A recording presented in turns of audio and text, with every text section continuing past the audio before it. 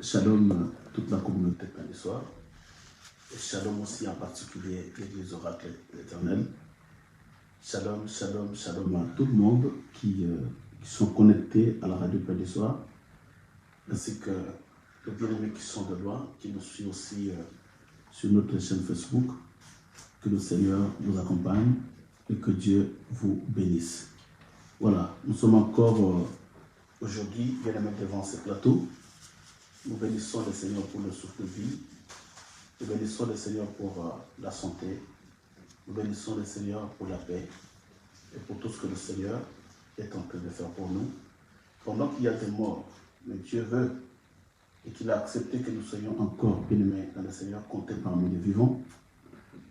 C'est Dieu-là, nous devons, bien-aimés, l'élever, le glorifier, le bénir encore une fois de plus parce qu'il est Dieu.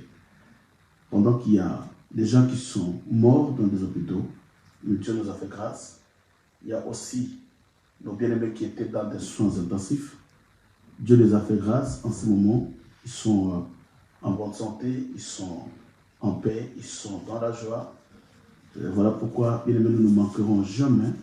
À chaque fois, dès que nous monterons sur ces plateaux, et nous élèverons nos voix à chaque instant pour dire à Dieu merci. Merci Seigneur, parce que nous traversons un moment si difficile, un moment si douloureux. Mais Dieu, par son amour, bien-aimé, il est là, il est présent. Par son amour, il nous aime et il veut que nous soyons encore vivants. Voilà pourquoi nous allons confier à Dieu ce moment, que Dieu soit béni et que Dieu nous protège, qu'il commence avec nous et qu'il termine aussi avec nous, et que Dieu nous donne un entendement spirituel au travers de ces enseignements qui sont tellement forts et puissants, mais que la grâce de Dieu nous accompagne pour bien saisir, bien aimer la pensée de Dieu. Nous allons prier le Seigneur. Éternel Dieu Tout-Puissant, nous te bénissons parce que tu es Seigneur. Nous t'exaltons parce que tu es l'agneau de Dieu. Nous te bénissons parce que tu es le roi de gloire. Oui, il est vrai que tu es présent, Éternel. En ce moment, il y a ton peuple qui a besoin de toi. Ce peuple a besoin de toi, Seigneur. Ce peuple n'a pas besoin de moi. Je suis qu'une personne, un individu, qui n'a pas de valeur, qui n'a pas de nom. Mais le nom que nous cherchons, Seigneur éternel, c'est le nom qui est élevé au-dessus de tout nom, qui est le nom de l'agneau. Voilà, Père éternel, je vais à cet instant que tout ce qui sortira de moi soit une pensée qui vient de toi. Déplie mon intelligence en ce moment, déplie ma sagesse éternelle. Je demande à ce que tu puisses me doter en ce moment de paix, de l'intelligence divine et de la sagesse divine. Nous te le demandons, Seigneur, parce que ton peuple a besoin de cette sagesse qui vient du ciel. Bénis ce peuple, donne-leur, Seigneur éternel, la capacité de saisir ta pensée. Oui, parce que les enseignements que tu nous donnes en ce moment, ce sont des enseignements prophétiques. Ce sont des enseignements qui demandent, Seigneur, l'entendement très profond. Ce sont des enseignements qui démontrent, Seigneur éternel, toi seul, que tu puisses élever le niveau de la compréhension de ton peuple. Oui, oh Dieu, nous étions habitués par des exhortations. L'Église est habituée par des prédications. On a dit que même les disciples étaient assidus dans les temples. Ils persévéraient premièrement dans l'enseignement. Et c'est l'enseignement qui est le fondement et le soubassement de ton Église. Voilà pourquoi nous te bénissons, parce que tu es présent. Bénis tout ton peuple qui sont fixés, qui sont branchés, qui sont connectés. Et tu leur donnes l'entendement spirituel par rapport à tous ces enseignements prophétiques. Parce que l'Église en a besoin. Au nom de Jésus-Christ, nous t'avons ainsi prié et nous te disons par ton amour. Amen. Bien-aimés, nous bénissons le Seigneur. Nous sommes tellement reconnaissants à Dieu, en voyant qu'à chaque instant, bien-aimés, nous sommes devant la face de Dieu, nous avons des informations de tout le temps.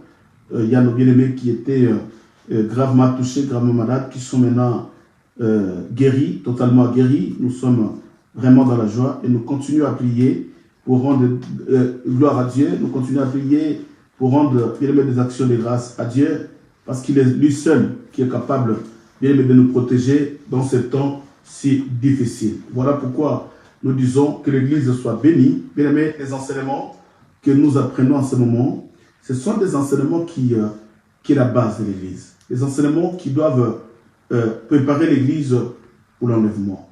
Voilà pourquoi Matthieu dit, quel est ce serviteur prudent et fidèle qui donne la nourriture au temps convenable.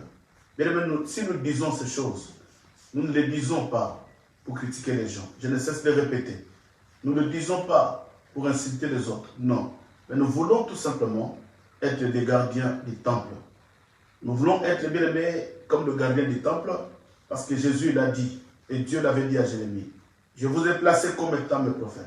Je vous ai placé devant mon peuple comme étant les gardiens du temple. Bien aimés, nous sommes en train de garder le temple comme étant des sentinelles.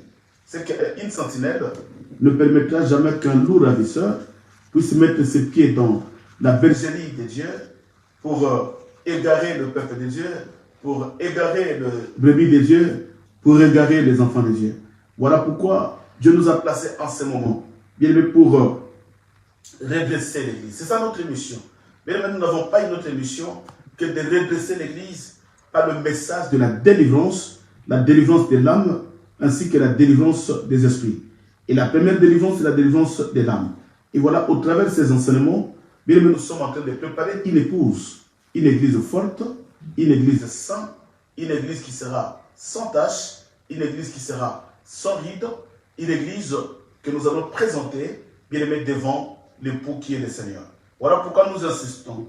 Bien aimé, à chaque temps ou à chaque période, à chaque époque, nous devons réfléchir sur notre vie. Oui, c'est vrai qu'au bout d'un temps, nous étions des gamins, nous étions des gamines, nous étions des enfants, nous étions aussi des jeunes. On a fait toutes les choses que les jeunes sont en train de faire aujourd'hui. Mais il y a un temps, bien aimé dans le Seigneur, nous devons aussi réfléchir. Oui, j'étais marié, j'ai divorcé. Pourquoi j'ai divorcé? Bien aimé, tu dois tirer la leçon. Pendant que les années passent, bien aimé, il y a la leçon qui vient et on commence à se poser des questions. Pourquoi telle et telle chose m'est arrivée? Pourquoi j'ai traversé telle et telle période? Pourquoi telle et telle chose m'avait atteint? Oui, bien aimé dans le Seigneur, il y a un temps, en tant que les enfants de Dieu, nous devons rentrer en nous-mêmes. Voilà pourquoi la Bible dit, rentrez à vous-même, examinez-vous. Bien aimé, c'est le temps où l'Église doit rentrer en elle-même. L'Église doit rentrer en elle-même. Bien aimé, se poser la question par rapport au temps où nous sommes en train de traverser. Vous savez, bien aimé dans le Seigneur, si aujourd'hui vous êtes malade et que tu es dans un hôpital et que le médecin te dise que, écoutez, monsieur, madame, écoutez, la maladie que tu as, dans 2 mois, tu mourras. Oui, bien aimé, tu peux avoir la foi. Oui, parce que nous avons tous la foi. Tu peux avoir la foi. Tu te dis non, ce que le médecin dit, c'est le médecin. Mais moi, je crois, j'ai la foi que je serai guéri. Oui, c'est bien, ce n'est pas mauvais.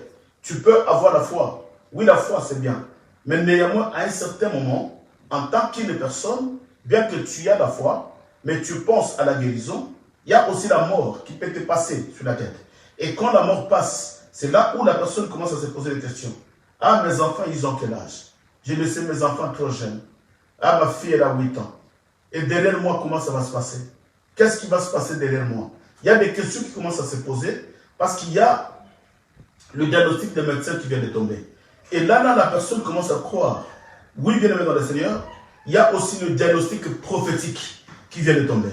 Oui, le véritable médecin par excellence. Il nous a dit, bien aimé, bientôt, il y a l'enlèvement. Voilà pourquoi nous sommes en train de préparer l'Église. Bien aimé, l'apôtre Paul dit que nous sommes de passagers et des étrangers sur la terre. Il y a un temps, la personne, bien aimé, nous vivons sur cette terre de péché. Mais nous devons aussi des fois nous poser la question. Oui, je suis en train de vivre, mais quel sera mon lendemain? Oui, aujourd'hui, je peux amasser la richesse. Je peux me marier. Je peux avoir des enfants. Je peux tout posséder. Mais quel sera mon lendemain? Après la mort, qu'est-ce que je serai? Parce que cette vie, bien aimée, il y a un début et il y a une fin. L'Église avait un début et bientôt, ça sera la fin de l'Église. Or, la fin de l'Église, c'est l'enlèvement. Voilà pourquoi nous voulons, bien aimé, ramener l'Église dans cette dimension de réflexion. Voilà pourquoi j'avais dit, nous sommes en train d'étudier la Bible ensemble. Nous sommes en train d'étudier ensemble la Bible. Bien aimé, la Bible, la parole de Dieu, on ne discute pas. La parole de Dieu, on ne fait pas n'importe quoi. Mais sous la parole de Dieu, on partage pour recevoir la connaissance. Voilà pourquoi j'ai béni les amoureux de la parole. Les gens qui aiment la parole, soyez bénis.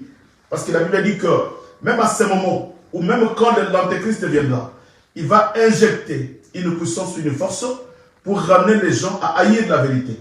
Les gens qui seront l'ennemi de la vérité. Les gens qui seront l'ennemi de la parole. les gens qui deviendront l'ennemi de la doctrine.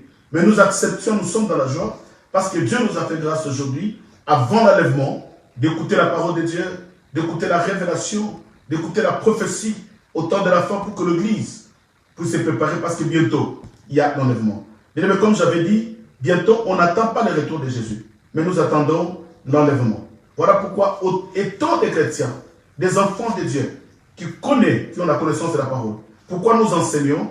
Parce que quand nous avons la connaissance de la parole, c'est alors que l'Église se prépare. Quand il y a la connaissance de la parole, c'est alors que le peuple de Dieu prend conscience des lendemains. Nous prenons conscience des demain. Parce que quand tu n'es pas enseigné, tu ne peux pas prendre conscience des demain. Mais quand on est enseigné, c'est alors qu'on se pose la question. Oui, la Bible dit nous sommes des passagers. Mais quel sera demain? Quel sera mon lendemain? Et les gens se posent la question. Oui, je peux amasser toute la richesse dans ce monde. Je peux me marier. Je peux courir derrière la bénédiction. Je peux courir derrière la délivrance physique. Je peux courir derrière le combat. Je peux courir derrière tout. Mais demain, quand je mourrai, il y a une autre vie, bien aimé dans le Seigneur. Après cette vie, il y a une autre vie. Voilà pourquoi dans l'enlèvement, quand nous avons appris l'enlèvement, la Bible dit que tous nous ne mourrons pas. Écoutez, c'est la Bible qui précise. Il dit tous, nous ne mourrons pas. Mais le jour de l'enlèvement, il y aura des vivants et des morts. Mais la Bible précise que d'abord, c'est les morts qui seront d'abord ressuscités, premièrement. Et quand ils seront ressuscités, c'est alors que nous, le vivant, nous serons aussi montés. C'est que le jour de l'enlèvement, il y a les morts qui vont être ressuscités. Et il y a aussi les gens qui seront vivants. Je ne sais pas si avant l'enlèvement, bien aimé, tu seras vivant. Je ne sais pas si avant l'enlèvement, tu mourras. Je ne sais pas. Mais qu'il soit la mort ou pas, bien aimé, c'est le temps de te préparer parce que tu ne sais pas le lendemain. On a été tous à un moment donné des brigands. On a été tous à un moment donné des voyous. On a été tous à un moment donné des païens. On a été tous à un moment donné des impudiques. On a été tous à un moment donné des adultères.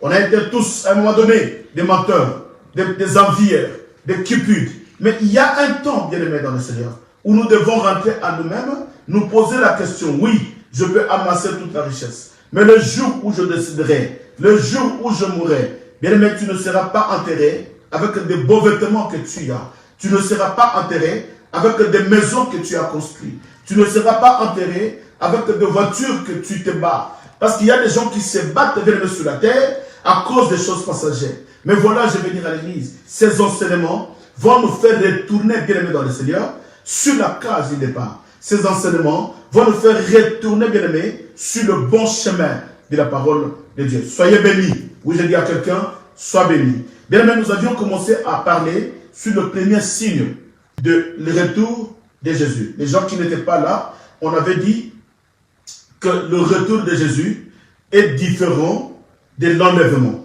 Je précise encore, l'Église n'attend pas le retour de Jésus, mais l'Église attend l'enlèvement. Je vais aller tout doucement, parce que nous allons parler des choses bien aimées, tellement prophétiques, des choses tellement profondes.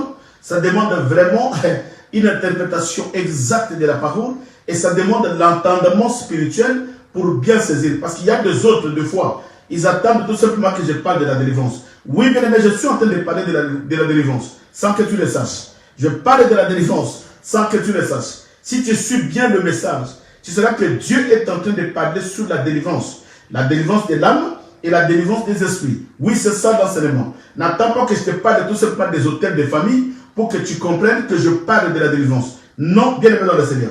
Tout ce que tu suis, c'est vanité des vanités. Aujourd'hui, il y a des gens qui sont morts, qui ont laissé des comptes bancaires bombés. Il y a des gens qui sont morts, qui ont laissé des immeubles. Il y a des gens qui sont morts, qui ont laissé des fois des crédits des maisons.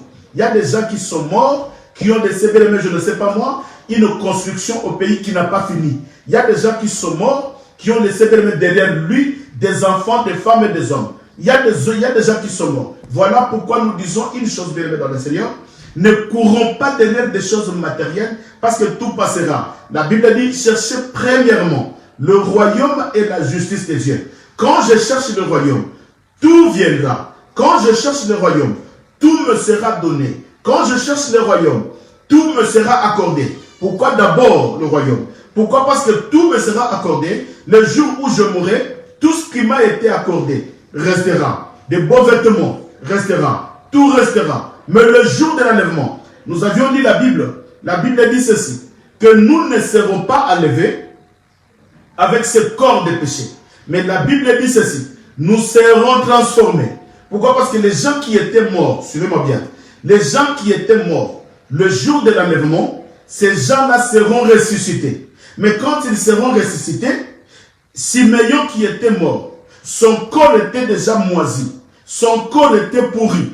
Mais le jour où il ressuscitera, il va revêtir un autre corps, un corps incorruptible, pas le corps du péché, mais un corps saint, un corps glorieux qui se mettra dans le ciel, qui vivra avec le Seigneur. Parce que ce corps ne peut jamais obéir à la parole et ce corps ne vivra jamais ensemble avec l'époux. Voilà pourquoi la Bible dit, le jour de l'enlèvement, les morts seront ressuscités premièrement. Et quand ils seront ressuscités, ils vont revêtir un corps incorruptible.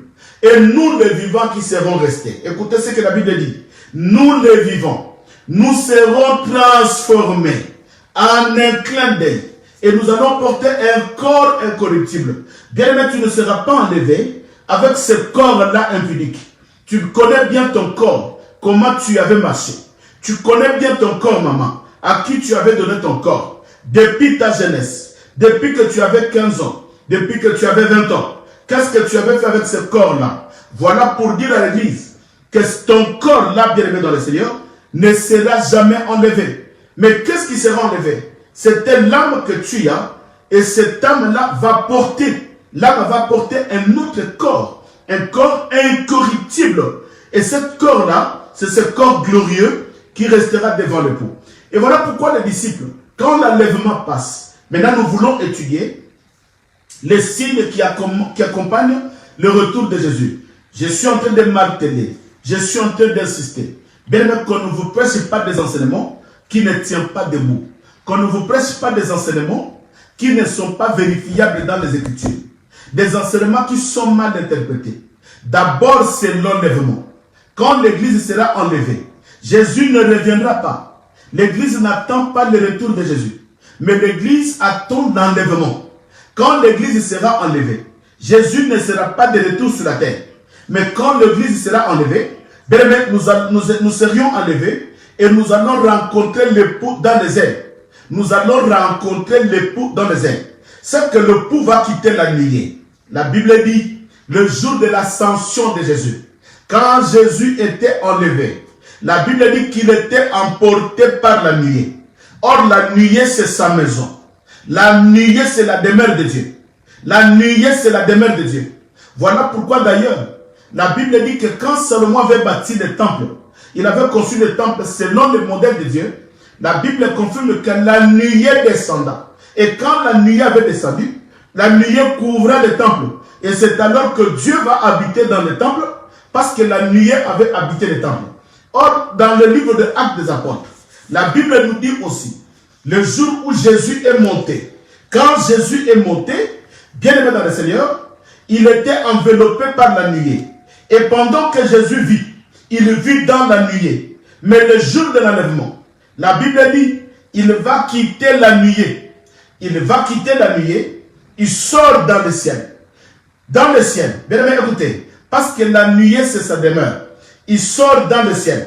Et nous, dans les airs, et nous l'épouse, l'église, nous allons monter à la rencontre de l'époux dans les airs. Maintenant, nous allons vivre avec l'époux dans les airs. Vous allez comprendre pourquoi. Parce que là, dans les airs, nous attendons que le 7 ans puisse passer. La dernière semaine de Daniel puisse passer. Or, dès que l'église sera enlevée, c'est alors que le signe de la venue de Jésus va commencer. Mais le retour de Jésus, c'est quoi? C'est après les 7 ans, 3 ans et demi que nous sommes en train d'étudier, où la désolation de l'abomination va descendre dans le temple. 3 ans et demi, le Dewa vont commencer à prêcher l'évangile. Nous allons voir si le Dewa c'est qui. Ça c'est la base parce que les gens ont très mal prêché l'évangile. Nous allons vérifier cela bien aimé dans les Écritures. Parce qu'on ne peut pas dire le Dewa c'est un tel, sans vérifier les Écritures. Nous allons voir ce que les gens disent. Que le Dewa c'est un tel, le Dewa c'est interne. On ne sait pas. Mais nous allons vérifier ensemble. Moi aussi, je ne sais pas. Mais celui qui connaît, c'est la Bible. Nous allons examiner la parole. C'est la parole qui nous dira quels sont ces Dewa qui viendront pour prêcher l'évangile. Voilà pourquoi nous disons ceci. Bien aimé, quand le Dewa va terminer leur travail, 3 ans et demi, et le 3 ans et demi qui reste, c'est alors que l'Antichrist viendra pour qu'il commence son œuvre. Voilà pourquoi je le dis et je le répète. Bien même qu'on ne vous trompe pas, que l'Antichrist viendra avant l'enlèvement. Non.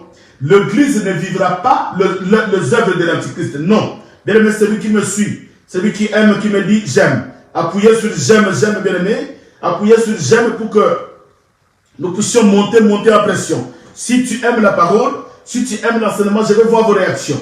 Et écrivez j'aime. Bien aimé, appuyez sur j'aime pour que nous puissions comprendre que vous êtes en train d'aimer l'évangile. Parce que je veux les gens qui appuient j'aime, c'est les amoureux de la parole. Voilà pourquoi quand je vois j'aime, je suis content, je sens que je suis devant les amoureux de la parole. Ça me fortifie d'aller encore en profondeur, d'aller creuser encore la profondeur et la profondeur de l'évangile pour que vous, l'église, vous soyez bénis. Voilà pourquoi nous disons ceci. Quand l'église sera enlevée, c'est alors que le signe va commencer. J'avais dit à l'église que le signe de retour de Jésus commence la dernière semaine de Daniel. Or, cette dernière semaine, c'est prophétique, en réalité, c'est 7 ans. C'est qu'après l'enlèvement, quand les signes commencent, pour que Jésus puisse retourner sur la terre, il y a 7 ans qui vont s'écouler. Pour que Jésus-Christ revienne sur la terre, il y a 7 ans qui vont s'écouler. Or, dans ces 7 ans-là, le premier signe, c'est quoi? La Bible dit, les disciples vont demander un signe. J'avais dit bien dans le Seigneur, nous devons prêcher l'évangile avec exactitude. Ils ont demandé un signe. Quel signe? Ils ont insisté dans Matthieu 16. Il dit, montre-nous un signe qui vient du ciel. C'est que le disciple cherchait un signe qui devait provenir du ciel. Parce qu'il savait, quand Dieu avait dit, quand Jésus avait dit, que quand vous verrez des guerres, bien aimé, les disciples ont compris qu'il y a déjà des guerres sur la terre. Ce n'est pas le guerre qui sera pour nous un signe que tu es de retour. Jésus va continuer. Il dit, lorsque vous verrez des tremblements de terre, les disciples vont discuter avec Jésus. Il dit, non, les tremblements de terre, nous sommes en train de vivre cela déjà. Ce n'est pas le tremblement de terre qui va nous effrayer, qui va nous dire que tu es sur le chemin. Parce que nous le vivons déjà. Quand tu parles de guerre, nous le vivons déjà. Ce n'est pas le guerre. Parce qu'après la guerre, les gens retournent dans le péché. Quand tu parles de tremblement de terre, après le tremblement de terre, les gens retournent dans le péché. Mais vous allez comprendre une chose.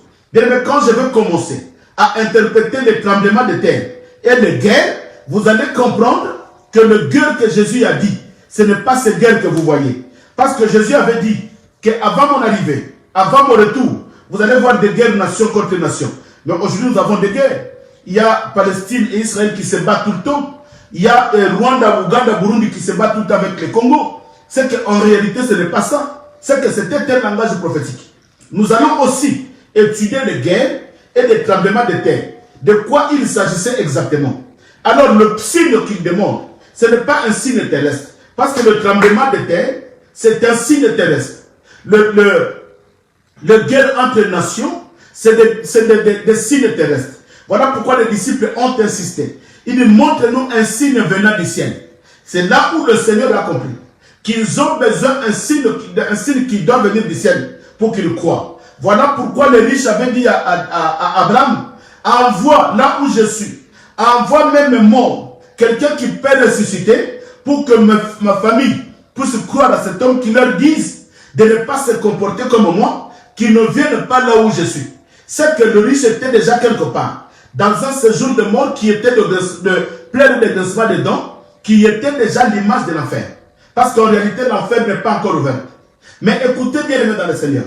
Abraham lui dira, va là, on ne peut pas envoyer quelqu'un là-bas. Même si un mort est ressuscité, ils ne croiront jamais. Parce que là, il y a Siméon. Oui, là-bas, il y a Siméon. S'il n'écoute pas Siméon, c'est qu'il n'écoutera personne. Voilà pourquoi, bien aimés dans le Seigneur, les disciples ont demandé un signe venant du ciel.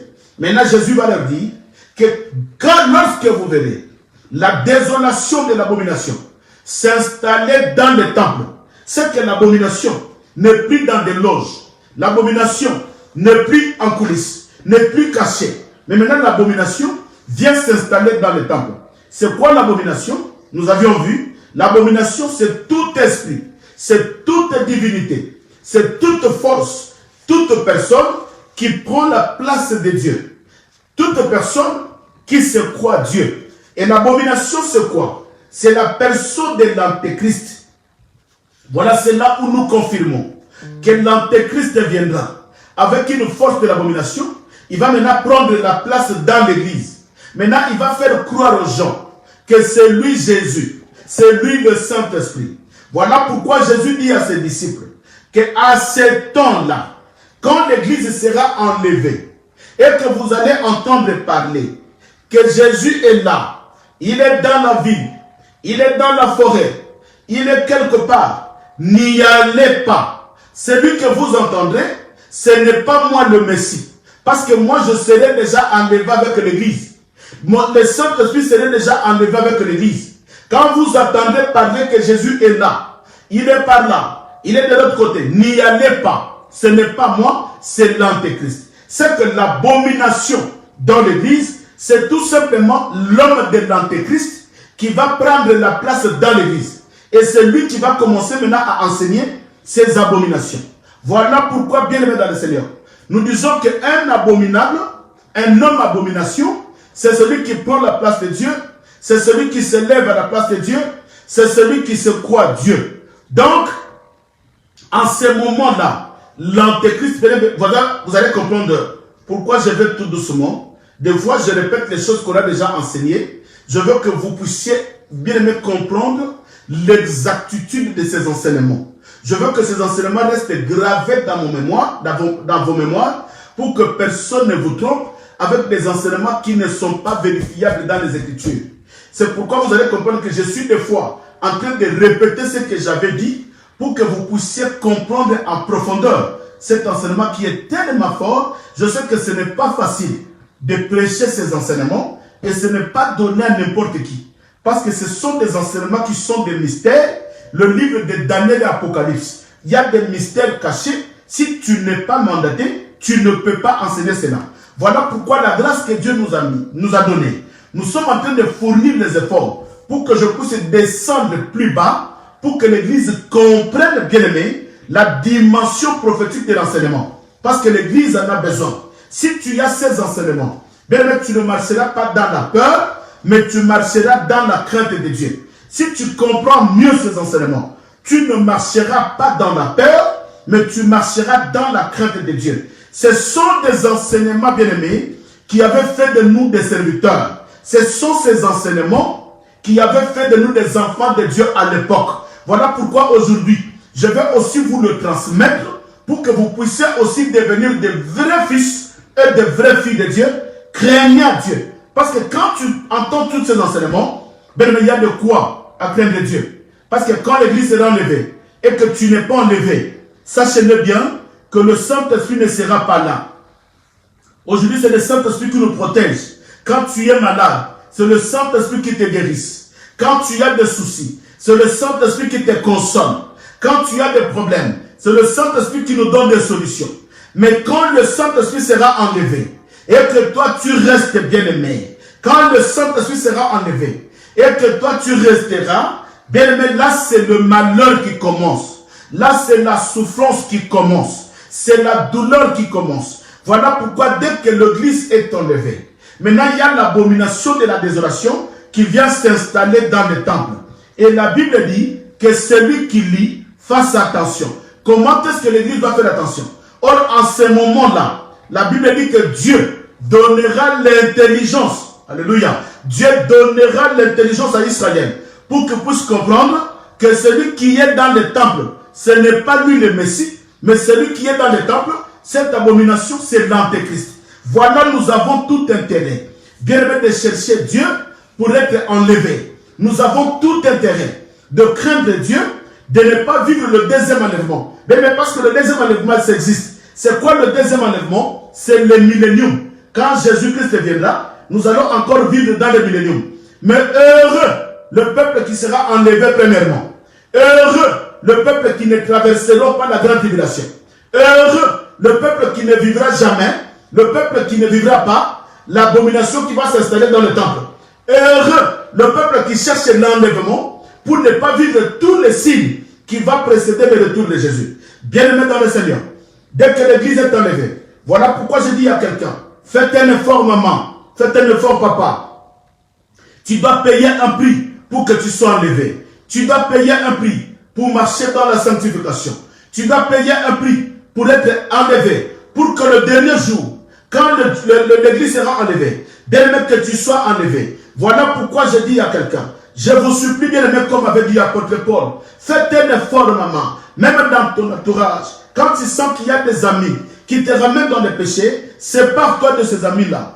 Voilà pourquoi le Seigneur Jésus-Christ avait dit que si ta main gauche devient une occasion de chute, qui cherche à t'empêcher de ne pas être enlevé, coupe cette main-là pour que je sois enlevé. Même si je suis manchot, je n'ai pas une main, mais l'essentiel, je sois enlevé. Si ton œil devient une occasion de chute, coupe-le pour que cette occasion de chute, bien aimé, ne t'empêche pas d'être enlevé. Voilà pourquoi dans ce temps, Dieu a envoyé cet enseignement, afin que, bien aimé dans le Seigneur, que tu puisses t'examiner. Ne pleure pas pour le mariage. Ne pleure pas parce que tu n'as pas d'enfant. Ne pleure pas pour le papier. Voilà, aujourd'hui, bien aimé, même ceux qui ont des papiers ou ceux qui n'ont pas de papiers, nous avons tous la même vie. Ceux qui ont des millions et ceux qui n'ont pas de millions, nous avons tous la même vie. Nous sommes encastrés. Nous sommes confinés. Personne ne se réjouit de sa richesse. Personne ne se réjouit de ses voitures. Personne ne se réjouit de ses maisons. Personne, bien aimé. Ça, le confinement n'est rien d'autre que l'image, bien aimé, du dernier temps. Parce que quand nous serons montés, bien aimé, personne ne va se réjouir de ces maisons. D'ailleurs, cette terre passera. La Bible dit même la terre passera. Or, si la terre passe, tes maisons passent, tes constructions passent, tes voitures passent, tout ce que tu y as passera. Voilà pourquoi, bien aimé dans le Seigneur, nous devons faire un effort. Oh, gloire à Dieu. Je sais que je parle aux saints. Je parle aux enfants de Dieu. Je parle bien aimé aux gens qui craignent Dieu. Voilà pourquoi le temps approche. Nous devons nous préparer parce que bientôt il y a l'enlèvement. Bien aimé, je peux vous parler de tout. Mais le message de base de l'église, je peux vous parler de tout. Je peux vous enseigner tout. Bien aimé, le message de base. Parce que je peux te parler du mariage. Bien aimé, le mariage passera. Je peux te parler des enfants. Les enfants passeront. Je peux te parler de voitures. Les voitures passeront. Je peux te parler de maisons. Les maisons passeront. Voilà pourquoi, bien aimé, tout ce que tu es en train de vivre, voilà le roi Salomon nous avait dit que vanité des vanités, tout est vanité. Pourquoi vanité? Parce que tout restera. Tu monteras seul. Même le corps là, ton corps qui te pousse à commettre l'impudicité, le corps qui te pousse à commettre le mensonge, le corps qui te pousse à commettre l'adultère, ce corps-là passera. Pourquoi? Parce que ce corps-là, tout est vanité. Mais tu dois te poser la question, après cette vie, où je serai, Seigneur? Voilà pourquoi l'apôtre Paul nous enseigne. Il nous parle sur l'enlèvement. Bien aimé, je peux vous enseigner toutes sortes d'enseignements. Mais l'enseignement de base, c'est l'enlèvement. À quoi serait-il? Je te parle de la délivrance, mais le jour de l'enlèvement, tu restes. À quoi servirait-il? Je te parle de la bénédiction, mais le jour de l'enlèvement, tu restes sur la terre. À quoi servirait-il? Alléluia. Oui, je parle à quelqu'un, je crois. Voilà pourquoi, bien aimé dans le Seigneur, nous, en tant que l'Église, bien aimé, nous devons comprendre une chose. Que sous le retour glorieux de Jésus, bien aimé dans le Seigneur, il viendra pour un but.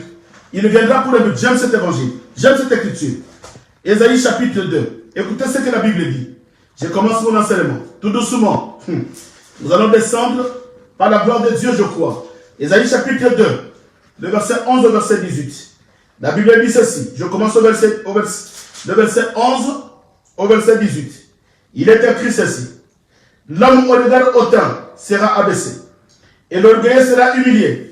L'Éternel seul sera élevé ce jour-là. Il dit, l'Éternel seul sera élevé ce jour-là.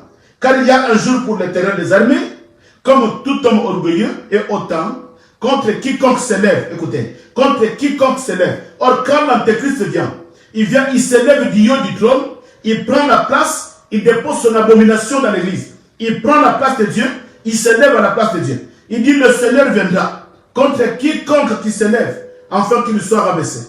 Contre tout le cèdre du Liban, haute et élevée, et contre tout le chêne de Bazan, contre toutes les autres montagnes, et comme toutes les collines élevées, contre toutes les autres tours, comme la tour de Babel, et contre toutes les murailles fortifiées, contre tous les navires de Tarsis, et contre tous ceux qui se plaît à la vue, contre tous les gens qui se plaît à la vue, qui ne plaît pas par la foi. Or la Bible dit, nous ne marchons pas par la vue, mais nous marchons par la foi. Le verset 17. L'homme orgueilleux sera humilié, et l'exalté sera abaissé. L'Éternel seul sera élevé ce jour-là. Il parle de ce jour-là, pas aujourd'hui. Aujourd'hui, bien aimé, c'est le diable qui est élevé. C'est le diable qui est en train de fonctionner. C'est le diable qui travaille. Mais il dit dans son jour, quand il viendra, il a une mission. Il viendra pour rabaisser. Il viendra pour rabaisser. Il viendra pour faire tomber tous ceux qui sont élevés. Pour faire tomber tous ceux qui ont pris sa place. Voilà pourquoi, bien aimé dans le Seigneur, ne craignez pas, tu ne vivras pas l'abomination. Ne craignez pas, tu ne vivras pas l'antéchrist. Mais si tu n'es pas enlevé, malheur à celui qui ne sera pas enlevé. Malheur, bien aimé, à celui qui ne sera pas enlevé, parce que tu vivras ces jours-là. Tu vivras tous les signes qui précèdent le retour de Jésus. Voilà pourquoi il dit ceci. Dès son retour, quand l'Antichrist va régner, quand les démons vont prêcher, tout ce qui va se passer pendant 7 ans, tous ces signes qui vont se passer que nous allons étudier tout de suite, quand il reviendra, ça sera après les 7 ans. L'église va être enlevée. Après 7 ans, c'est alors que le pouls va maintenant descendre. Voilà le retour de Jésus. Il retournera pourquoi? Pour régner dans le millénium. Or, là où Jésus règne, aucun autre esprit peut régner. Voilà pourquoi aujourd'hui, quand Jésus, l'Esprit de Dieu, règne dans l'église, quand le Saint-Esprit règne dans l'église, bien l'Antichrist ne peut pas venir régner. Parce que c'est le Saint-Esprit qui règne aujourd'hui dans l'église. Voilà pourquoi la Bible dit que dès lors que tu pêches, tu attristes le Saint-Esprit qui habite en toi. Bien aimé, il y a le Saint-Esprit qui habite en toi. L'Antichrist ne viendra pas aujourd'hui habiter en toi pendant que tu es scellé d'un sceau de l'Esprit de Dieu. Voilà pourquoi nous disons, bien aimé, que le premier enlèvement, accepte d'y aller, accepte d'être enlevé. Parce que dès que l'église sera enlevée, il y a l'abomination qui vient s'installer. Or, quand l'abomination s'installe, bienvenue dans le Seigneur, c'est alors qu'il y a un chef. Écoutez, dans Luc chapitre 2, le verset 34. Luc chapitre 2, le verset 34. La Bible me dit ceci. Mais nous allons avancer tout doucement. Voilà pourquoi j'insiste à l'église. On n'est pas pressé. Nous ne sommes pas pressés. Ce sont des enseignements, bien aimés, que tu n'entendras pas partout. Je vous le dis et je le répète. Oui, il y a des hommes de Dieu qui ont la capacité d'enseigner ces choses. Mais ce sont des enseignements qui n'est pas donné à n'importe qui. Voilà pourquoi quand tu as l'occasion de suivre de tels enseignements, bien aimé, ne sois pas pressé. Les enseignements des démons, on entend ça partout. Les enseignements de prospérité, on les entend partout. Les enseignements de prophétie, la prophétie, on les entend partout. Mais ce sont des enseignements, quand tu as l'occasion de suivre de tels enseignements, bien aimé, il faut être heureux, il faut être dans la joie. Il faut donner l'oreille et avoir l'entendement pour maîtriser ces enseignements. C'est ces enseignements-là qui font de nous les enfants de Dieu. C'est ces enseignements-là qui font de nous les enfants assis sur le bon fondement. Dis-moi un grand amen. Bien aimé, s'il y a les gens qui me suivent, les gens qui aiment l'évangile, je veux que vous appuyiez. Appuyez-moi, j'aime. Appuyez, j'aime, bien aimé. Nous voulons voir le j'aime. Oui, nous voulons voir cela. Appuyez, j'aime. Les gens qui nous suivent sur Facebook, bien aimé, appuyez, j'aime. Appuyez, j'aime. Là, je sens que vous aimez ce que nous sommes en train d'enseigner et le Saint-Esprit est tellement content et il me fait plonger encore dans la profondeur. Luc chapitre 2, le verset 34. La Bible me dit ceci. Le verset 34. Simeon le bénit et dit à Marie, ça il parle de la naissance de Jésus. Simeon le bénit. Il bénit qui? Il bénit le fils, le fils qui vient de naître. Simeon le bénit et il dit à Marie, sa mère, voici cet enfant est destiné à amener la chute et le relèvement de beaucoup en Israël et en devenir un signe qui provoquera la contradiction.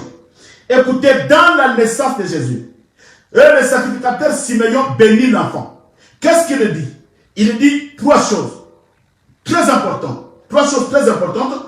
Il dit ceci, que cet enfant qui est né, Simeon est en train de bénir l'enfant. Il dit, cet enfant qui est né, il ramènera la chute de ce qui est élevé. Cela veut dire quoi? Cela veut dire le retour de Jésus. Il viendra, bien aimé, avec une mission. La mission, c'est quoi? C'est de faire chuter tout esprit qui est élevé à sa place. De faire chuter tout homme qui s'élèvera à sa place. Voilà pourquoi l'Antichrist va régner pendant 7 ans. L'Antichrist va régner, bien aimé. Il va se manifester pendant toute cette période. Mais le retour de Jésus, le retour glorieux de Jésus, il viendra pour, premièrement, il va ramener la chute de tout esprit qui est élevé. Comme c'est l'Antichrist qui va s'élever, maintenant il va ramener la chute de l'Antichrist. C'est que l'Antichrist n'aura pas de pouvoir de le retour glorieux de Jésus. Vous allez comprendre. Deuxième point, il dit cet enfant va ramener le relèvement d'Israël. Or, en ce moment, Israël est tombé.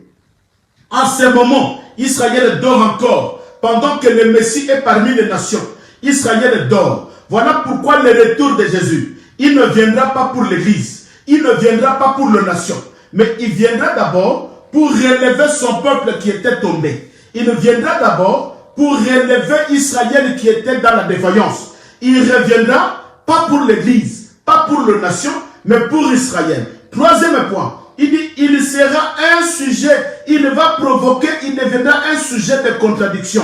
D'ailleurs, le troisième point, le sujet de contradiction, nous le vivons déjà aujourd'hui. Bien-aimés dans le Seigneur, il y a les musulmans qui disent qu'il n'est pas Dieu. Il y a les témoins de Jéhovah qui disent qu'il n'est pas Dieu. Il y a un troisième point, qui est le sujet de la contradiction.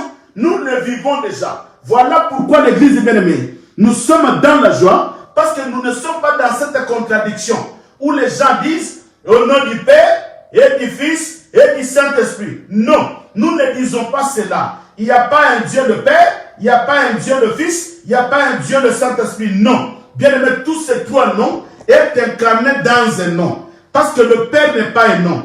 Ton Père bien aimé a un nom. Ton Père c'est Jean. Ton Père c'est Matthieu. Mais quand il dit montre-nous le Père, de quel Père il s'agissait-il? Parce que tout Père a un nom.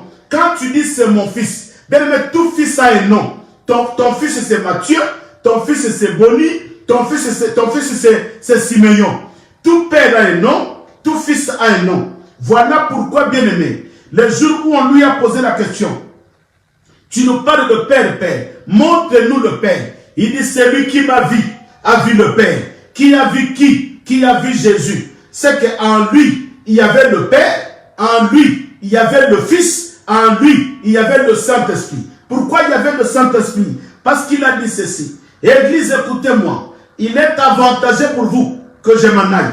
Si je ne m'en vais pas, le consolateur ne viendra pas. Qui était le consolateur? C'était lui-même le Fils, qui devrait monter pour se transformer en un esprit et qu'il revienne. C'est que le Père, le Fils et le Saint-Esprit, ce sont trois personnes qui sont incarnées en Jésus. Voilà pourquoi je vais dire à quelqu'un, celui qui a été baptisé au nom du Père et du Fils et du Saint-Esprit, bien aimé, ça c'est un baptême qui n'est pas biblique. Mais le véritable baptême, comme a prêché Pierre et les disciples, il dit soyez baptisés au nom de Jésus-Christ.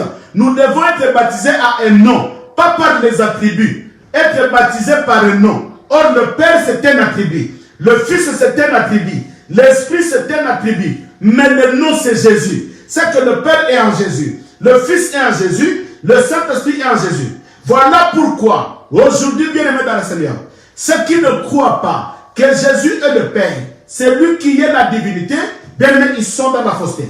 Voilà pourquoi le troisième point, il viendra et il va provoquer, il sera un sujet de contradiction. Voilà pourquoi aujourd'hui, il y a beaucoup d'églises qui sont dans la contradiction, qui ne comprennent pas que la révélation, c'est lui-même le Messie. Voilà pourquoi dès son retour, je parle du retour de Jésus. Je ne parle pas de l'enlèvement. L'église est déjà enlevée. Maintenant, je parle du retour de Jésus. Dès que Jésus sera de retour, il viendra avec une mission. D'abord, de détruire l'antichrist qui va prendre sa place. Deuxièmement, c'est de relever Israël qui était tombé. Mais en relevant Israël, il va envoyer le deux rois qui viendront pour prêcher l'évangile. Alléluia. Oui, les deux rois bien-aimés, ils viendront pour prêcher l'évangile. Voilà pourquoi la Bible dit, alléluia. La Bible dit, bien-aimé, que pendant qu'il nous donnera le pouvoir, je vais dans Daniel, dans Apocalypse, je vais chercher cette écriture, je crois que c'est Apocalypse 11.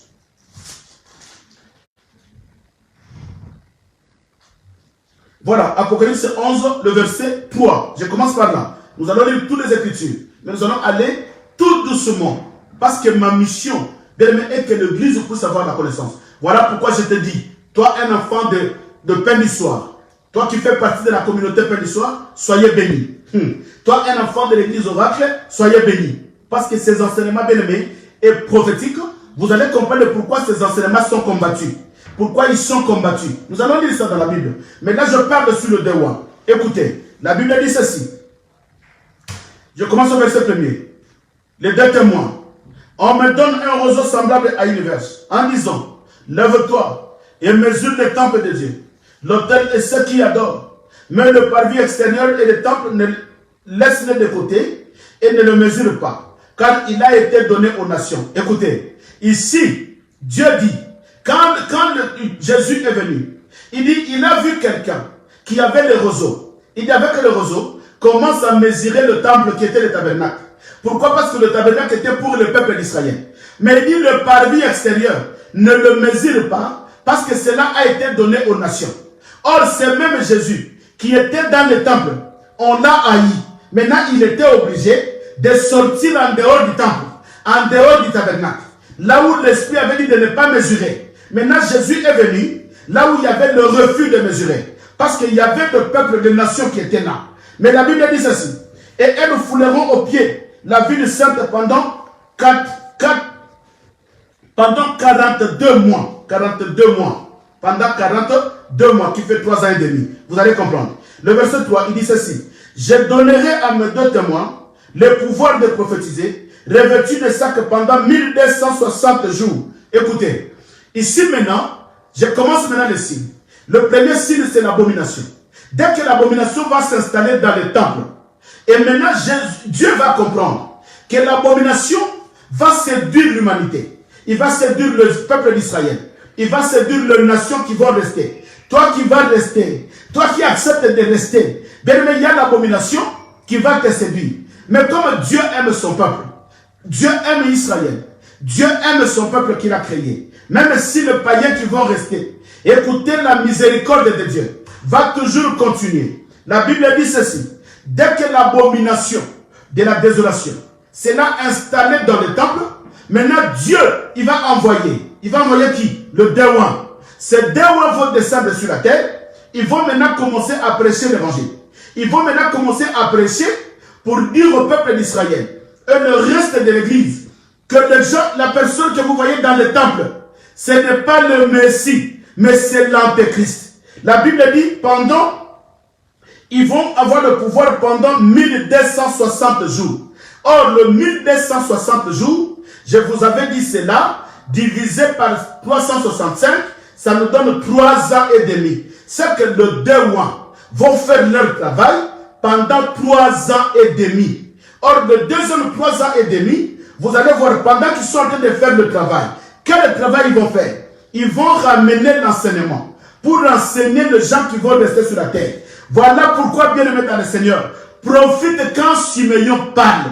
Parce qu'en ce moment, bien aimé, je te prêche l'évangile, tu es libre. Je te prêche l'évangile, il n'y a pas de conditions. Je te prêche l'évangile, tu dors, tu te réveilles, bien aimé, tu as l'évangile librement. Mais à ce temps-là, l'évangile ne sera pas libre.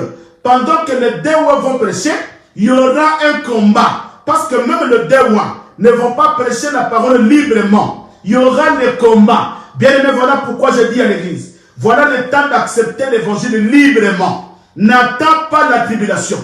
N'attends pas le combat. Parce qu'à ce temps-là, ce n'est pas les pasteurs, ce n'est pas les apôtres. Bien aimé, les pasteurs seront enlevés, les apôtres seront enlevés. Mais qui vont prêcher l'évangile? C'est le deux rois. Je ne parle pas de deux personnes, je ne parle pas de deux humains, mais je parle de deux rois. C'est qu'il y a deux onctions qui vont descendre sur la terre. Nous allons voir maintenant, bien aimé, c'est qui ces deux rois. Parce que les deux rois vont descendre. Parce que dans la Bible, il y a tellement des interprétations. Voilà pourquoi je vous dis, je ne peux pas interpréter quelque chose par sentiment, mais nous allons interpréter cela selon les Écritures. Voilà pourquoi je dis à quelqu'un, maman, voilà le temps d'accepter Siméon. Voilà le temps de croire à la parole que Siméon te prêche. Même si tu me vois la moindre, même si je n'ai pas de valeur, même si je ne parle pas mieux français que toi, même si je n'ai pas fait des études plus que toi, mais écoute ce que je te dis, parce que après, quand Siméon sera enlevé, bien aimé, il y a le deux rois qui vont descendre sur la terre, qui vont commencer à prêcher. Mais ça ne sera pas pareil comme aujourd'hui. Aujourd'hui, tu es libre de croire, tu es libre de ne pas croire. Mais ce jour-là, quand l'église sera enlevée, il y a de l'antéchrist. Bien aimé, il y a la marque, il y a l'antéchrist qui va se manifester dans l'église avec le mystère de l'abomination. Il va prendre la place de Jésus. Il va prendre la place de l'église. C'est lui maintenant qui va prêcher sa parole. Or, quand les démons viendront, ils vont maintenant enseigner le peuple. Ils vont enseigner Israël. Bien aimé, écoutez. La Bible dit que j'enverrai mes deux témoins. Ils vont enseigner le peuple. Ils vont prophétiser sur le peuple pendant 1260 jours. Pendant 3 ans et demi. Et pendant ces 3 ans-là, bien aimé, il y aura un combat. Il y aura un combat. Les démons vont prêcher la parole, mais ils ne seront pas libres. Vous allez comprendre d'ailleurs qu'après les 3 ans et demi, les démons seront tués. Nous allons lire ça dans la Bible, bien aimé. C'est dans l'Apocalypse. Après ces 3 ans et demi, quand ils vont finir leur travail, ils seront détruits. Mais pendant ces 3 ans, Dieu les a donné une force. Dieu les a donné une puissance de prêcher l'évangile. Pourquoi? Parce que Dieu a une mission. D'abord, que tous ces gens-là soient sauvés. Or, pour que les gens soient sauvés, pendant que le mystère de la bête sera sur la terre, il va combattre et les nations, il va combattre et le démon. Maintenant, Dieu a doté à ces démons la force pour que même si quelqu'un se lève, ils auront la force. Écoutez, je vais continuer. Je suis toujours dans Apocalypse chapitre 11. Je commence au verset 3 et je descends jusqu'au verset 7. Écoutez ce que la Bible dit. Il dit ceci. Je donnerai à mes deux témoins le pouvoir de prophétiser, revêtis de sacs pendant 1260 jours. Ce sont les deux oliviers et les deux chandeliers qui se tiennent devant le Seigneur de la terre. Si quelqu'un veut leur faire du mal, écoutez, pendant 3 ans et demi, pendant que les deux vont continuer, bien aimé, dis-moi j'aime. Je vais voir les gens qui sont en train d'aimer la parole, bien aimé. Si vous aimez la parole, et nous allons plus loin. Merci Seigneur. Que le Seigneur bénisse les amoureux de la parole. Écoutez, pendant ces 3 ans et demi, pendant que les deux vont commencer à prêcher l'évangile, la Bible dit ceci, que Dieu donnera à ces deux la force et le pouvoir. Le verset 5, si quelqu'un veut leur faire du mal, écoutez, si quelqu'un veut leur faire du mal, du feu sortiront dans leur bouche et dévorent leurs ennemis. Et si quelqu'un veut leur faire du mal, il faut qu'ils soient tués de cette manière. Ils ont le pouvoir de fermer le ciel. Alléluia. D'abord, ils ont le... Bien écoutez. Ah, j'aime l'évangile. Parce que là, je commence à creuser. Là, je commence à naviguer. Vous allez comprendre. Suivez bien toutes ces choses. Il dit, j'ai donné le pouvoir à ces démons. Si quelqu'un veut leur faire du mal, premièrement, ils ont le pouvoir de faire sortir le feu dans leur bouche. Vous allez comprendre pourquoi je cite ça. Vous allez comprendre, je vais maintenant pour expliquer à la fin qui étaient les deux rois. Mais ici, ils ont le pouvoir de faire sortir le feu dans leur bouche. Deuxièmement, si quelqu'un veut leur faire du mal, il faut qu'ils soient tués de cette manière. Ils ont encore le pouvoir de fermer le ciel. Ils ont le pouvoir de fermer le ciel. C'est que pendant qu'ils sont en train de prêcher l'évangile, personne ne peut leur faire du mal.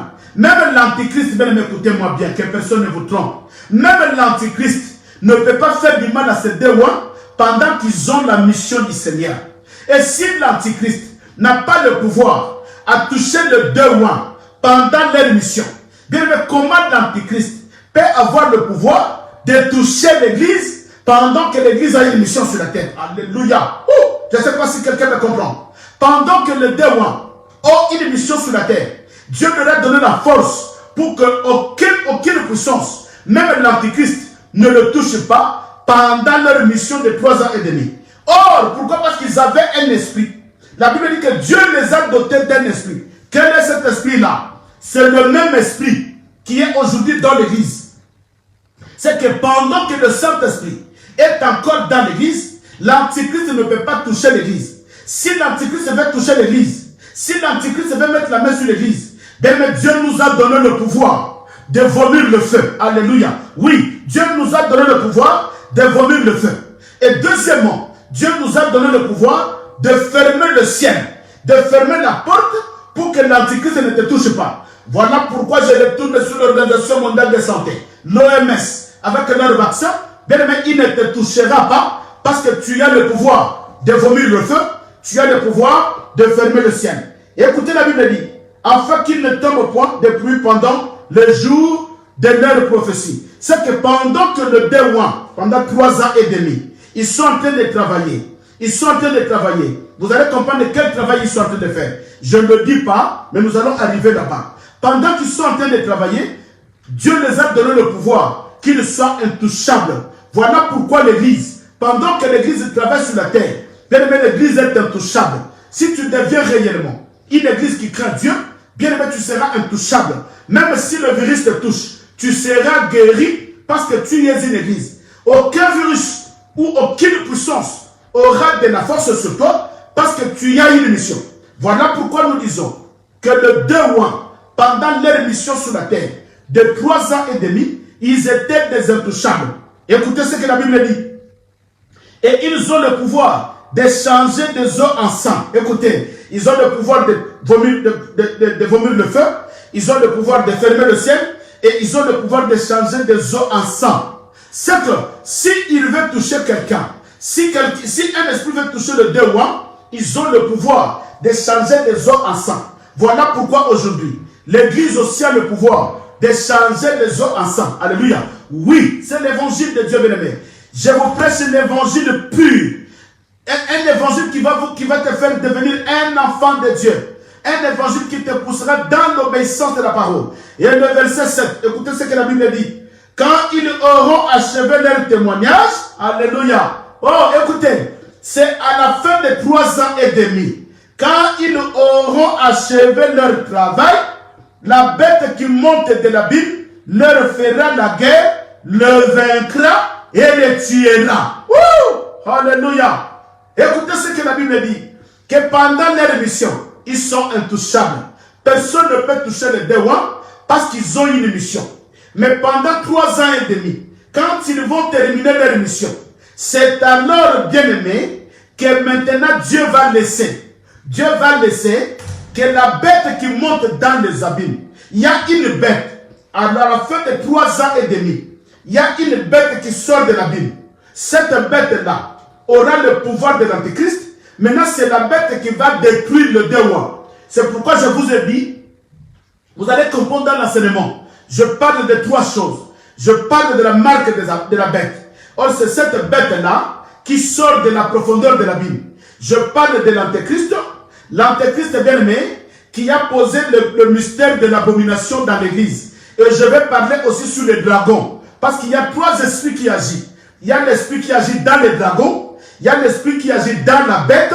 Et il y a l'esprit qui agit dans l'Antéchrist. Mais ici, la personne, l'esprit qui va tuer les démons, dès qu'ils vont terminer leur mission, dès qu'ils vont terminer leur travail, après la bête va monter de l'abîme. Voilà pourquoi les gens disent, j'ai vu la bête monter. Bien, mais cette bête ne sera pas un animal. Non, non, on t'a mal prêché. La bête ne sera pas un animal. Voilà pourquoi quand nous allons démystifier la bête, vous allez comprendre c'est qui la bête. Bien, mais la Bible, l'Apocalypse, c'est une prophétie. Mais nous allons démystifier la bête pour que la parole lui-même nous dise exactement qui était la bête. Mais ici, nous nous limitons tout simplement que la bête montera. Cette bête qui montera, il viendra maintenant pour tuer, bien aimé, le démon. Maintenant, la question que je me pose, Le travail que le Dewa vont apporter, c'est quel travail? Oh, leur travail, bien aimé, était une bonne nouvelle. De sceller le peuple de Dieu, de sceller le peuple de Dieu, de l'esprit. Le Dewa avait une mission. Quelle mission, bien aimé? C'est de sceller. Alléluia. De sceller. Je vais lire Apocalypse au chapitre 7, le verset 3. Écoutez ce que la Bible dit. La Bible dit ceci. Je commence au verset 1er. Apocalypse 7, 1 à 3. Bien aimé, nous sommes dans la prophétie. Ce n'est pas Dieu a dit, ton fils est bloqué sous les eaux. Non, dans ta famille, il y a des esprits des eaux. Non, ce n'est pas ça. Ce n'est pas ça. Ça, c'est la prophétie biblique du temps de la fin, qui est en train de préparer le peuple pour l'enlèvement. Écoutez, j'ai lu Apocalypse, chapitre 7, du premier verset au troisième verset. Bien aimé, ceux qui nous ont appelé sur ma cambo, te kokota wate okobunga. Kokota wate okobunga. Le verset 1er. Après cela, je vis 4 anges debout aux 4 coins de la terre. Et ils retenaient les 4 vents de la terre, afin qu'ils ne soufflent point sur le vent sur la terre, ni sur la mer, ni sur aucun arbre. Et je vis un autre ange qui montait du côté du soleil levant, et qui tenait le sceau de Dieu vivant, et il cria d'une voix forte. Or, l'ange qui se tient sur du côté de l'Orient, bien aimé, du côté de l'Orient, c'est l'époux qui est sorti de l'Orient. C'est que cet ange-là, ce n'est que le Seigneur. Maintenant, c'est le Seigneur qui arrête tous les anges de souffler le vent sur la terre. C'est Jésus qui arrête tous les anges de souffler le vent sur la mer, ni sur les arbres. Et il dit ceci. Il cria d'une voix forte aux 4 anges, et qui avaient été donnés de faire du mal à la terre et à la mer. Il dit, ne faites point le mal à la terre, ni à la mer, ni aux arbres, ni à ce que nous ayons marqué jusqu'à ce que, écoutez, il dit, ne faites point le mal à la terre, ni à la mer, ni aux arbres, jusqu'à ce que nous ayons marqué du sceau le front des serviteurs de notre Dieu. Alléluia. Et j'ai entendu le nombre de ceux qui avaient été marqués de sceau, 144 000 de toutes les tribus des fils d'Israël. Ah! Oh, l'évangile! Alléluia! Oh, qui peut acclamer le Seigneur? Qui peut acclamer bien-aimé? Ça, nous sommes dans la prophétie de l'Apocalypse. Voilà pourquoi nous disons, bien-aimé, Père du soir, vous êtes bénis. Oracle de l'Éternel, vous êtes bénis. Ce sont le mystère caché, bien-aimé, ne peut être ouvert que par le mandataire de Dieu. Écoutez, la Bible dit ceci, qu'il y avait des 4 anges qui étaient des 4 coins de la terre, qui voulaient souffler sur la terre pour détruire les hommes, pour détruire la terre, pour détruire. Écoutez, là je parle des anges qui devaient souffler sur la terre pour détruire. Suis-moi bien, ce n'est pas avant l'enlèvement, mais ici c'est après l'enlèvement. C'est qu'il n'y a aucun ange qui peut souffler maintenant pour détruire l'église. Non, parce que le Saint-Esprit est là. Mais après l'enlèvement, la Bible dit ceci, que pendant que le Dewa était en train de faire le travail, ils étaient en train de prêcher la bonne nouvelle. Ils étaient en train de, la Bible dit que c'était quoi? Suivez-moi bien. Le 4 anges devraient souffler sur la terre pour détruire la terre. La Bible dit qu'il y a un ange qui est sorti du côté du soleil levant. Or, le soleil levant, c'est l'époux qui est Jésus. Alléluia. Le soleil levant, c'est lui le soleil de la justice. C'est lui le soleil levant, c'est Jésus. Et il va s'élever. Il dit à ces 4 anges, ne faites pas du mal à la terre. Ne soufflez pas le vent pour détruire les gens. Jusqu'à ce que mes Dewa finissent leur travail de marquer le sceau de l'esprit à tous ces gens qui vont croire à leur évangile. C'est que les Dewa vont faire le même travail que Simeon aujourd'hui. Pendant que je prêche l'évangile, je suis en train de marquer l'église des sceaux. Quel sceau? Les sceaux de l'esprit. Mais le jour-là, pendant que les Dewa, je parle de après l'enlèvement, les 3 ans et demi, pendant que les Dewa vont commencer à faire leur travail. C'est quoi le travail? Ils vont apporter un message. Quel message? Le message bien-aimé du salut pour que les gens qui sont restés, Israël qui va rester, et les païens qui vont rester, ils vont croire à cet évangile, il va leur marquer du sceau. Maintenant Jésus dit, ne faites pas du mal à la terre jusqu'à ce que le Dewa finisse leur travail pour marquer le sceau le peuple de Dieu. C'est que pendant cette période, il y a Israël qui va maintenant croire en Jésus. Ils seront marqués d'un sceau de l'esprit. Il y a même les païens qui vont rester. Ceux qui vont croire, ils seront marqués de l'esprit. Or, quand tu es déjà marqué de l'esprit, bien aimé, même si la marque de la bête arrive, tu ne seras pas touché parce que tu es déjà marqué de sceau. Mais la Bible parle que quand il regardait, il a vu sur la terre les 144 000 oins qui étaient scellés du sceau. Ah, c'est là où il y a la confusion. C'est là où il y a des témoins de Jéhovah. Ils disent qu'il n'y a que 144 000 oins qui seront enlevés parce qu'ils n'ont pas la connaissance. Or, les 144 000 oins étaient tout simplement le signe, étaient tout simplement l'image, étaient le prémisse d'entre les morts. Les 144 oins étaient le prémisse. Ah, j'aime dire ça. J'aime dire ça. Nous allons retourner ici. Bien, mais j'aime naviguer sur les Écritures. J'aime pas dire quelque chose sans prouver cela par les Écritures. Le prémisse, c'est quoi? C'est quand tu fais la récolte. Suis-moi bien, bien-aimé. Quand tu fais la récolte sur le champ, ou quand tu as ton magasin, quand tu as la marchandise, tu dis, bon, voilà, je suis allé en Turquie, j'ai ma marchandise, mais je dois enlever le prémisse. Tu enlèves une costume, il y a des chaussures. Tu dis, papa Simeon, voilà, je fais le tour en Turquie. Mais je vais commencer à vendre la marchandise. Mais avant de vendre, je vais d'abord soutirer le prémisse. Le prémisse, c'est une partie qui représente toute la marchandise. C'est que tu retires tout simplement le prémisse. Voilà pourquoi nous disons que Jésus était le prémisse de la résurrection d'entre les morts. Pourquoi on appelle Jésus le prémisse? Parce que c'est lui qui a été ressuscité le premier. Aujourd'hui, tous les morts sont enterrés.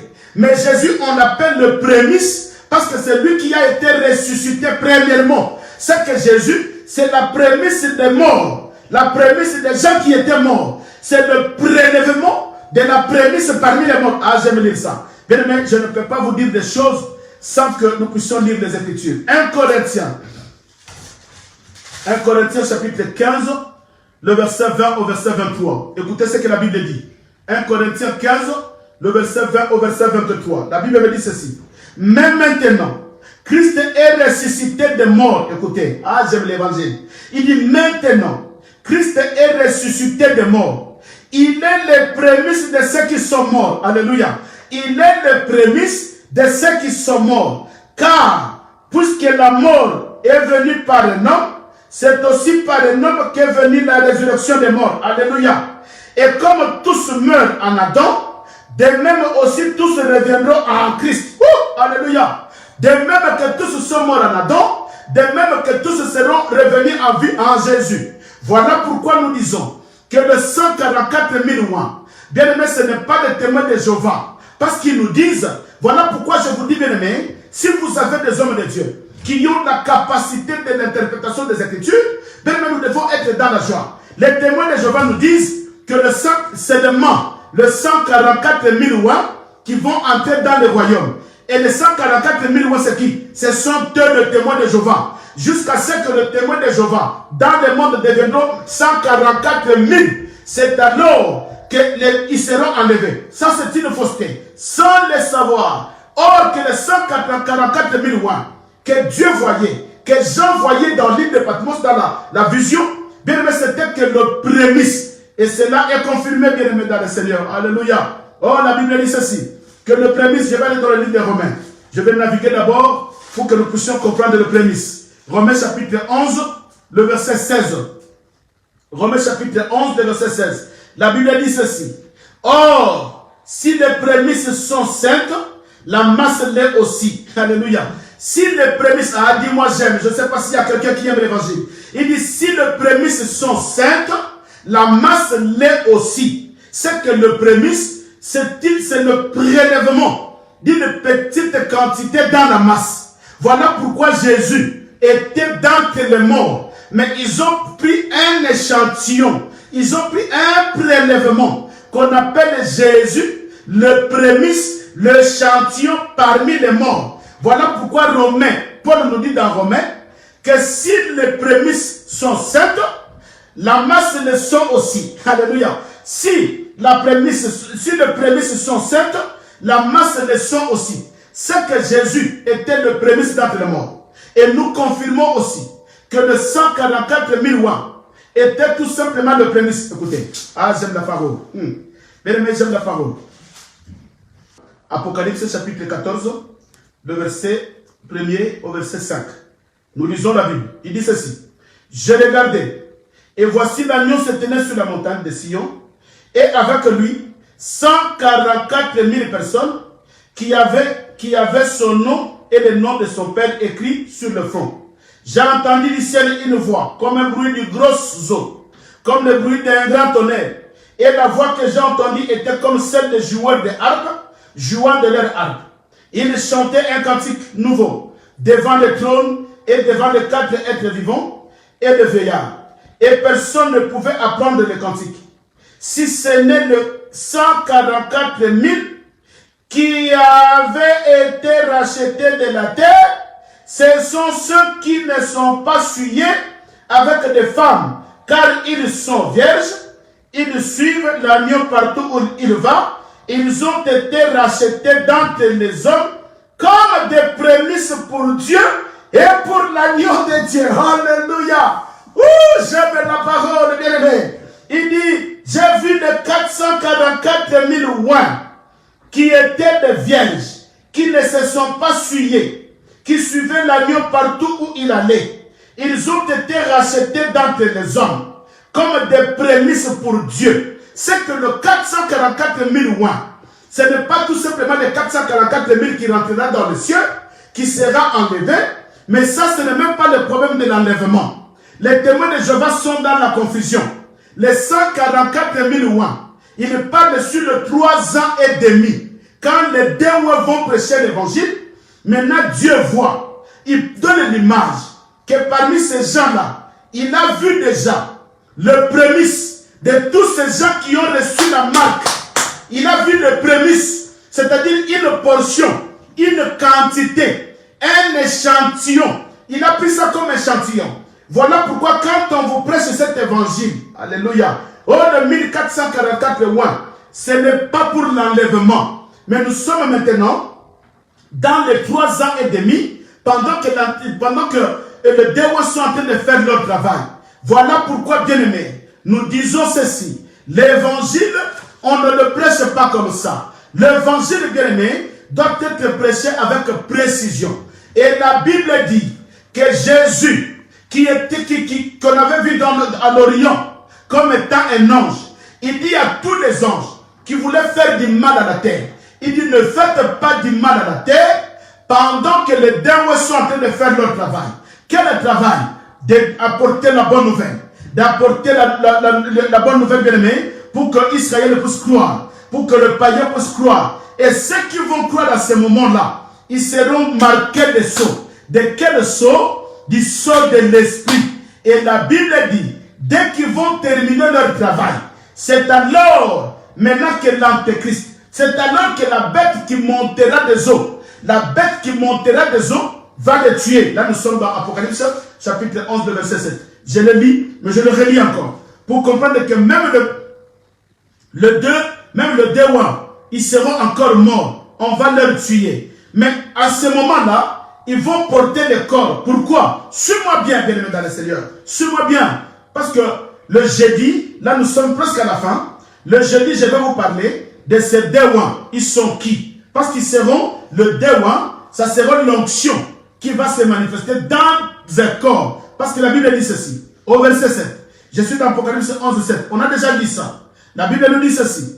Quand ils auront achevé leur témoignage, quand ils seront terminés leur travail, le deux rois, la bête qui monte de l'abîme leur fera la guerre. Vous allez comprendre. Nous allons parler sur la bête qui sort de l'abîme. Nous allons demander, c'est quoi la bête qui sort de l'abîme? Il est qui la bête? Qui lui a donné le pouvoir de tuer les deux rois? Il va sortir de l'abîme. Et nous allons aussi étudier, c'est quoi l'abîme? Parce qu'aujourd'hui l'abîme, on ne le voit pas. Mais quand on parle de l'abîme, nous allons étudier, c'est qui la bête? Il est qui cette bête? Et il sortira de la Bible. Nous allons étudier c'est quoi la Bible. Parce que la Bible, bien aimé, ça c'est un livre scellé. C'est une prophétie. Mais il faut avoir l'œil pour naviguer dans les Écritures et comprendre c'est quoi la Bible. Dans les Écritures, comprendre c'est quoi la bête. Parce qu'ici, c'est la bête qui monte de la Bible. Mais c'est quoi la bête et c'est quoi la Bible? Nous allons étudier cela. Mais je lis le verset 7. Il dit ceci.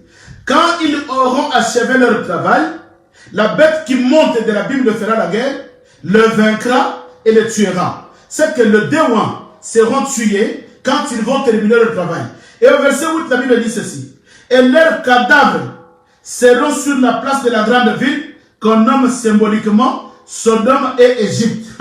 Il dit, leurs corps, ils vont tuer les démons. C'est que les démons vont porter les corps. Ils viendront avec le corps comme Siméon. Mais ils descendront du ciel, le démon. Mais Dieu va leur donner le corps. Ils vont prêcher l'évangile comme Siméon.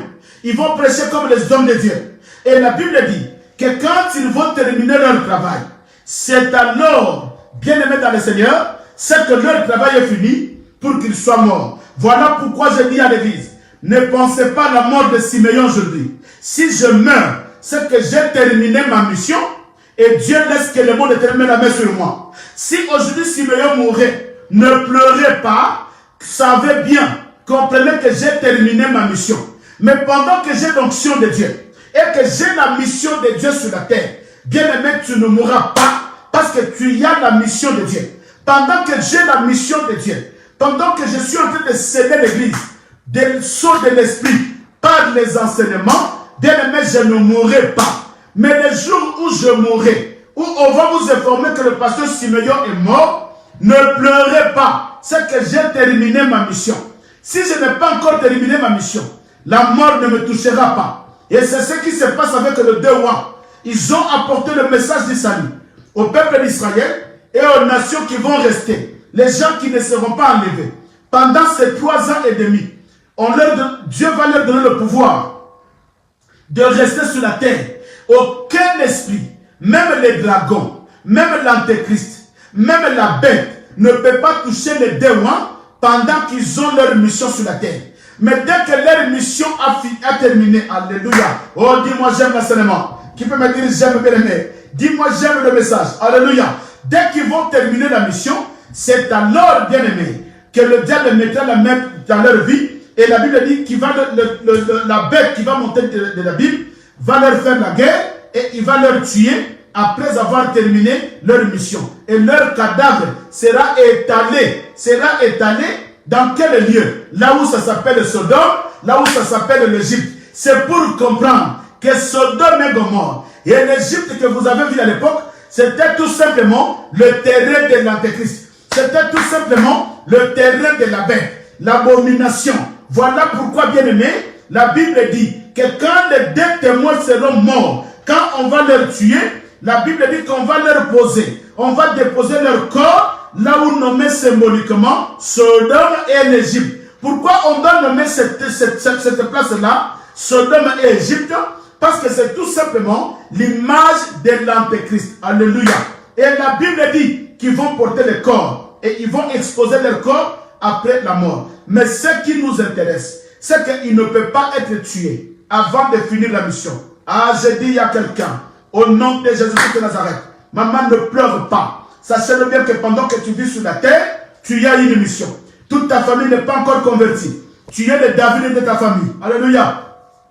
Dis-moi un grand amen. Je veux voir les gens qui appuient. Appuyez-moi sur Facebook. Appuyez-moi, dites amen, papa. Pendant que tu es encore vie, le monde des ténèbres ne peut pas mettre la main sur toi parce que tu as une mission. Ah, j'ai dit à quelqu'un, bien que tu es un chanteur, tu es une chanteur, tu joues à la batterie, oh, tu joues à la guitare, tu prêches l'évangile, tu es protocole, tu travailles à l'église, tu as une mission sur la terre, le diable ne mettra jamais sa main sur toi parce que tu as une mission. Toute personne qui a une mission de Dieu, bien aimé, le diable ne peut jamais mettre sa main sur lui. Pourquoi? Parce que tu as une mission. Mais quand tu finiras la mission, voilà pourquoi Jésus avait dit, ne pleurez pas pour moi, mais pleurez pour vous-même. Pourquoi? Parce que quand il était décédé, il avait déjà terminé sa mission. Voilà pourquoi il a dit sur la croix, Père, tout est accompli. Tout est accompli. Je n'ai rien à faire sur la terre. Maintenant, je peux monter. Je n'ai rien à faire sur la terre. Maintenant, je peux être tué pour la gloire de Dieu. Jésus a crié sur la terre. Tout est accompli. Je vais donner la confiance à quelqu'un. Je vais dire ça à un enfant de Dieu. Bien-aimé, n'ayez pas peur. Pendant que tu as la mission de Dieu, même le monde de ténèbres, même si dans ta famille, Il y a des auteurs de famille qui parlent contre toi. Il y a des esprits de famille qui sont en train de te combattre. Ah, tu ne mourras pas. Même s'il y a l'épidémie qui te touche maman, qui touche ta femme, qui touche tes enfants. Je dis à quelqu'un que tu ne mourras pas. Je dis tu ne mourras pas. Pourquoi tu ne mourras pas? Parce que tu as une mission. Le Day One, pendant leur mission, bien aimé, ils étaient des intouchables parce qu'ils avaient une mission. Mais à la fin de leur mission, Dieu dit maintenant, vous pouvez leur toucher parce que j'ai terminé ma mission avec eux.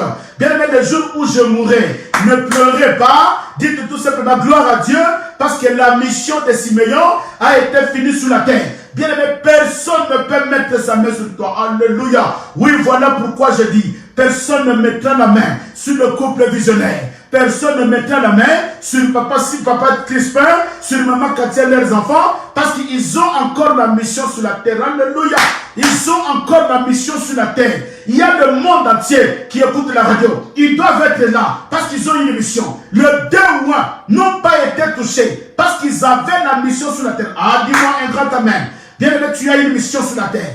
Dans ta famille, il y a encore des gens qui ont besoin de Dieu. Dans ta famille, il y a encore des gens à qui tu es en train de prier pour leur repentance. Il y a des gens, papa, que tu pries pour que ces gens-là puissent se repentir. Des fois, tu es en train de prier pour ton mari.